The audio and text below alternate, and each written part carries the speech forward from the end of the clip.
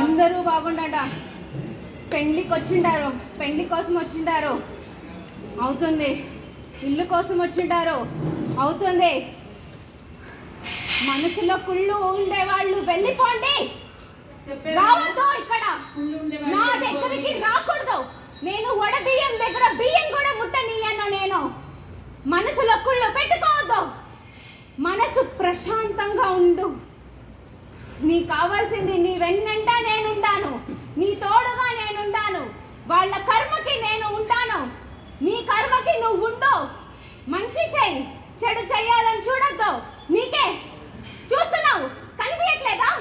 నేను వచ్చిండాను కదా, నీకెందుకు వాళ్ళ పంతం మీద పడి ఏడుస్తున్నావు?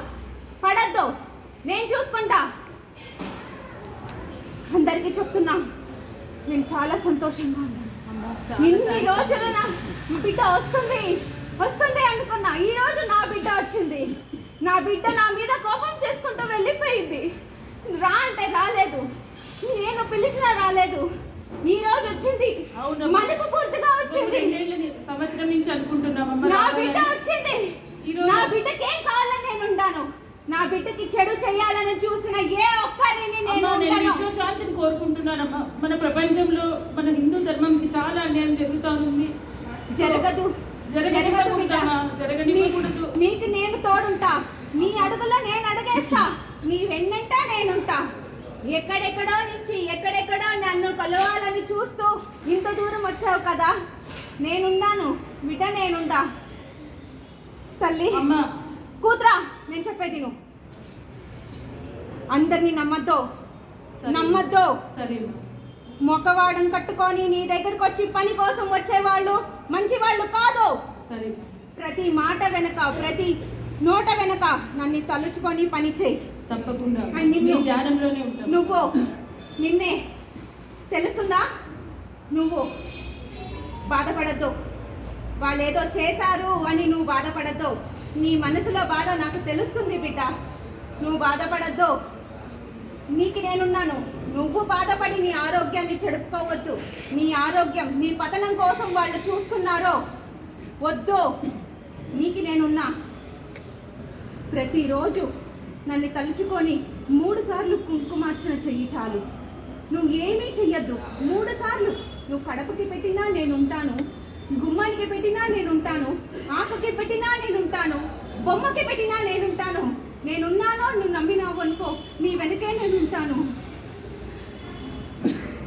నిన్నే ఎందుకు ఎందుకు నీకంత రోదన?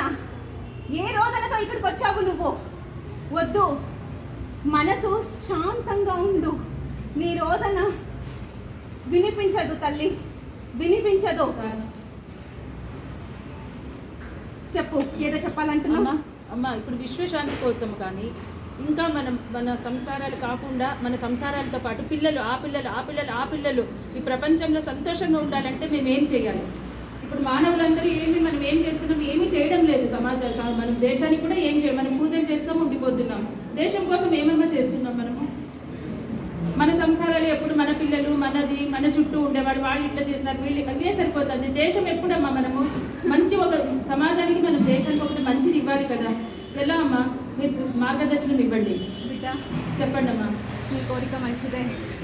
నువ్వు తలిచినట్టుగా ఇంకొకరు తెలియాలంటే సంవత్సరాలు పడుతుంది. సంవత్సరాలు పడుతుందమ్మా. మళ్ళీ ఎలా మార్పు రావాలమ్మా? నువ్వు కంగారు పడద్దు కూతురా. నీ చుట్టూ ఉన్న వాళ్ళని నువ్వు సంతోషంగా పెట్టాలనుకుంటున్నావు, వాళ్ళని మంచి మార్గాన్ని చేయాలనుకుంటున్నావు. నీ వెన్నంట 10 మంది వస్తూ ఉంటారు. ఆ 10 మందిలో 4 నీకు నీతిగా కనిపిస్తున్నారు, 6 మంది పొగడతల కోసం వస్తున్నారు. నువ్వు 6 మందిని మార్చాలని ఎందుకు చూస్తున్నావు? నీ దగ్గర 4 ఉన్నారు కదా, 4 దిక్కులుగా నీకు ఉండాలి కదా. 5వ దిక్కుగా నేను ఉన్నాను కదా, దిక్కు సూచిగా నువ్వు అనుకుంటున్నావు కదా. అవునమ్మా, ఈ కోరిక నెరవేరుస్తాను బిడ్డ. నువ్వు ఎందుకు కంగారు పడుతున్నావు? ధన్యవాదాలు. నీ ఇంత సిరి సంపదలతో ఉండాలని కాకుండా పక్కింటిలో కూడా సిరి సంపదలో ఉండాలని కోరుకుంటున్నావు కాబట్టి నీ కోరిక నేను నెరవేరుస్తాను. వాళ్ళ కర్మానికి తగ్గినట్టుగా ఇస్తాను. శాంతి కోసమే నేను అగ్నిలోకి దూకిన, కానీ శాంతి వాసవాంబకి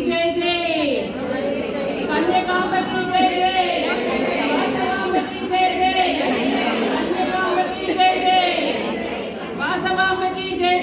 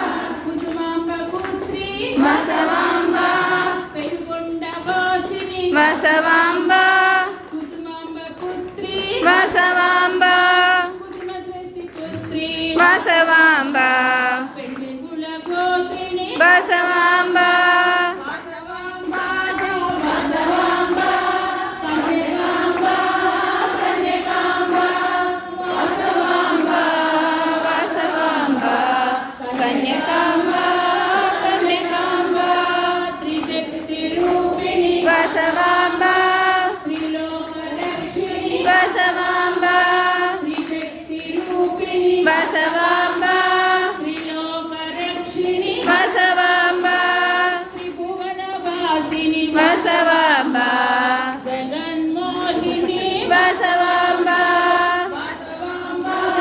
వాసవాంబ